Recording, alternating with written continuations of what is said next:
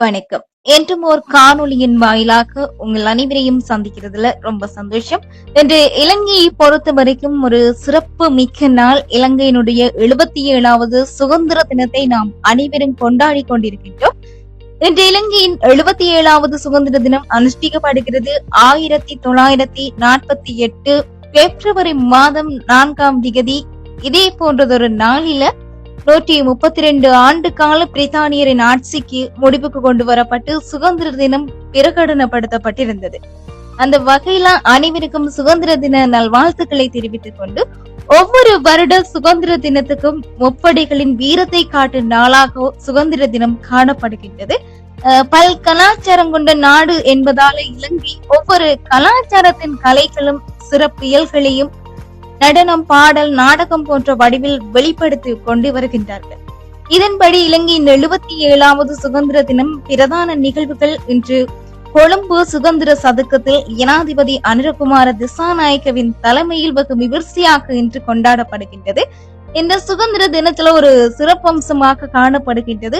அனைத்து மக்களும் கலந்து கொள்ளக்கூடிய ஒரு சுதந்திர தினமாக காணப்படுகின்றது. அதனையும் தாண்டி நாட்டின் கௌரவத்தை மேலோங்க செய்யும் வகையில் சுதந்திர தின நிகழ்வுகள் வெகு விமர்சையாக கொண்டாடப்பட்டு கொண்டிருக்கின்றது. இன்றைய இந்த சுதந்திர தின நாளில் ஜனாதிபதியினுடைய வாழ்த்துரையாக மறுமலர்ச்சி யுகத்துக்கான புதிய திருப்பத்துடன் கூடிய கூட்டு முயற்சியில் இணையுமாறு இலங்கை மக்களுக்கு ஜனாதிபதி தனது சுதந்திர தின வாழ்த்து செய்தியூடாக அழைப்பு ஒன்றை விடுத்திருக்கின்றார். இலங்கையின் 77வது சுதந்திர தினத்தை முன்னிட்டு ஜனாதிபதி வெளியிட்டுள்ள வாழ்த்து செய்தியில் இந்த விடயம் குறிப்பிடப்பட்டிருந்தது. இவற்றோடு நமது எதிர்கால சந்ததியினருக்கான நாட்டை புதிய நிலைக்கு உயர்த்த வேண்டும்.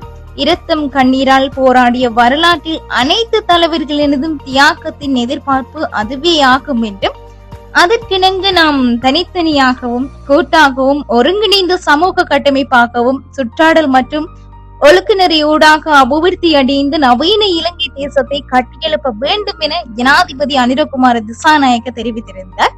அத்துடன் இன்று நாம் 77வது தேசிய சுதந்திர தினத்தை ஒரு புதிய சுதந்திரத்துக்கான எதிர்பார்ப்புடன் கொண்டாடி கொண்டிருக்கின்றோம். நாம் தற்போது இலங்கையின் வரலாற்றை மாற்றி அமைத்து வடக்கு, கிழக்கு, மேற்கு, தெற்கு என அனைத்து மக்களாலும் கட்டியெழுப்பப்பட்ட மக்கள் அரசாங்கத்துடன் புதிய பாதையில் நுழைந்துள்ளோம்.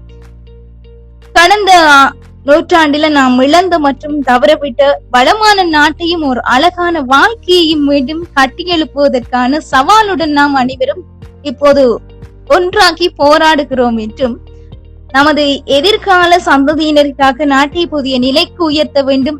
இரத்தம் கண்ணீரால் போராடிய வரலாற்றில் அனைத்து தலைவர்களினதும் தியாகத்தின் எதிர்பார்ப்பு அதுவே ஆகும் என்றும், அதற்கிணங்க நாம் தனித்தனியாகவும் கூட்டாகவும் ஒருங்கிணைந்த சமூக கட்டமைப்பாக சுற்றாடல் மற்றும் ஒழுக்குநெறியூடாக அபிவிருத்தி அடைந்த நவீன இலங்கை தேசத்தை கட்டியெழுப்ப வேண்டும் என ஜனாதிபதியினுடைய வாழ்த்து செய்தியில் இந்த விடயம் சுதந்திர தினத்தை முன்னிட்டு இந்த விடயம் குறிப்பிடப்பட்டிருந்தது. இது ஒரு வாழ்த்துறையாகவும் காணப்பட்டிருந்தது. இவற்றோடு 77வது சுதந்திர தினத்தை முன்னிட்டு 285 கைதிகள் விசேட பொது மன்னிப்பின்கள் விடுதலை செய்யப்பட்டிருக்கிறார்கள். இவற்றை தாண்டி ஒரு செய்தி வெளியாகி இருந்தது. இன்றைய சுதந்திர தின நாளை நாங்கள் ஒரு கருப்பு நாளாக அனுஷ்டிக்க வேண்டும் என வடக்கு மற்றும் கிழக்கு மாகாணங்களை சேர்ந்து வலிந்து காணாமல் ஆக்கப்பட்ட தமிழர்களின் உறவுகள் தீர்மானித்திருந்தார்கள். நாட்டில் 30 வருட காலம் இடம்பெற்ற உள்நாட்டு போர் காரணமாக வலிந்து காணாமல் ஆக்கப்பட்டோர் தொடர்பில் இன்று வரை நீதி கிடைக்காத பின்னணியில் தமக்கு சுதந்திர தினம் கிடையாது என வலிந்து காணாமல் ஆக்கப்பட்டோரின் உறவுகள் கூறியிருந்தார்கள். இந்த நாளை ஒரு கரி நாளாக தாங்கள் பிரகடனப்படுத்தி அனுஷ்டிப்போம் என்றும் அவர்கள் கூறியிருந்தார்கள். இவை அனைத்து விடயங்களும் குறிப்பிடப்பட்டிருந்ததை தாண்டியும் மந்திர தந்திரத்தால் பெற்றதல்ல நம் சுதந்திரம், பல உயிர்களின் தியாகத்தால் கிடைத்ததுதான் நம் சுதந்திரம். பெற்ற சுதந்திரம் பேணி காத்திட ஒற்றுமையுடன் செயற்படுவோம்.